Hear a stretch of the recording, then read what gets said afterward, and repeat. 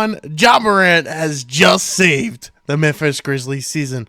Let's talk about this. I mean, they just came back from a 24-point deficit off the hands of Ja Morant. He had 27 points in the second half alone, including the game winner. He had 34 points in his debut of the season, the first player to score 30 points, the highest scoring comeback game after a 25-game miss out of anybody. That's because a lot of these guys come off the bench, and you could tell Ja was a little bit gassed throughout the game. You know, he really needs a couple games to get into the game flow, I think. But he still played 30-plus minutes. He put up 34 points, a couple assists, and didn't play the worst defense on planet Earth. He still wasn't, like, any elite defender by any means out there. But he was trying a little bit harder. I think on defense is what I kind of got. And, there's Ja plays. There's plays that you see that he makes. You're like, holy crap, this is Ja Morant doing something insane. And obviously, I'm a pretty big Ja Morant fan. If you don't know, I'm a Philly fan, but I love me some Ja. And even after everything he's done, I'm not going to hold that against him. But let's talk about what he could do for Memphis this season. That's what this whole video is about, right? So he comes back, and they're 1-0 now with Ja Morant in their lineup, which is a crazy thing to think because they were 6-19 without him, which is funny because in years past, there was a constant talk that they're better without Ja. But, you sit there and think, no Steven Adams, no Dylan Brooks, that's some solid defensive men that you lose out there. And realistically, you don't have that scorer on your team to replace Ja.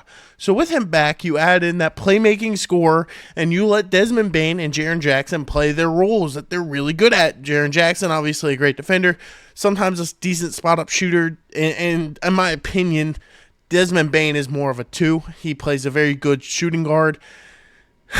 He's a good shot maker, right?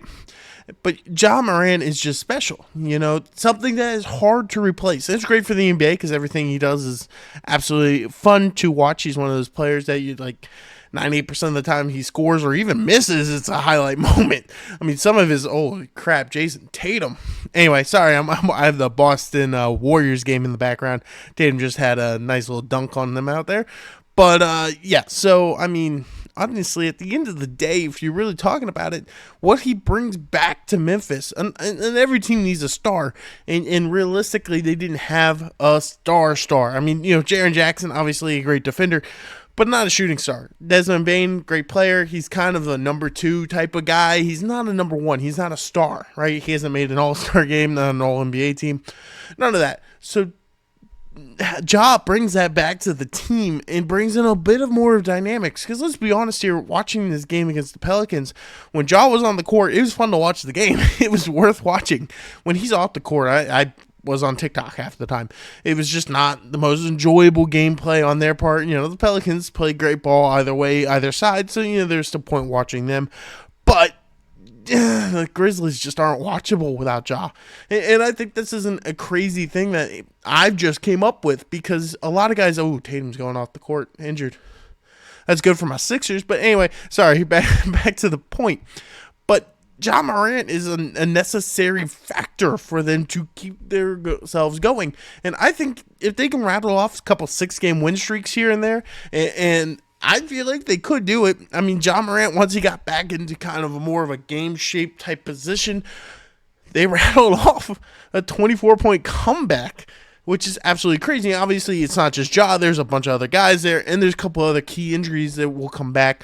Marcus Smart, I don't know how they're going to kind of work this. Do they make Smart or Desmond Bane a shooting or a small forward? I'm not sure, but I would honestly take Marcus Smart off the bench, kind of as, that defensive mindseted guy coming off the bench, and I would start Ja and Desmond and then keep your starting rotation the same. I think your bench needs a little bit of help. But if they get, him back, Derrick Rose, and the other key pieces, Luke Kennard, that they're currently missing, and obviously a huge loss in Adam Stevens. I could not think of his name to save my life there. Or Steven Adams, sorry. I had it completely backwards, dyslexia there. But, those are still huge losses. But I think, honestly, if they can rattle off a couple 6-game win streaks here and there, kind of get themselves back around that 500, maybe a little over 500, they'll certainly be a play-in team. And they could be a dangerous play-in team like there was last year. The NBA has got the most parity out there. The West is stacked. The East is pretty even from bottom to top. I know Boston and Milwaukee are a little bit ahead. Philly's kind of in that mix ahead of the rest of the group, but it's really those two, and then Philly's in their step down, and everybody else is another step below them. But at the same sense, neither Boston or Milwaukee was representing the East in the championship last year. It was the 8th-seeded Heat, the team that had come in through the play-in, and they lost the first play-in game. They ended up having to win the second one, a go-or-go-home game, to even have a chance at making that run that they did. So the idea of where you have to be a top 2, top 3 seeded, one of the best teams in the league, going into the playoffs is just not a case anymore. The play-in and all these other teams are making a case that 1 through 8 needs to be respected. I mean, last year, Memphis lost to the 7th-seed Lakers, who made a run to the conference championship. They didn't quite get to the championship. They get swept, I believe, out of there. It was swept or they won one. I can't remember. I'm pretty sure it was a sweep, though.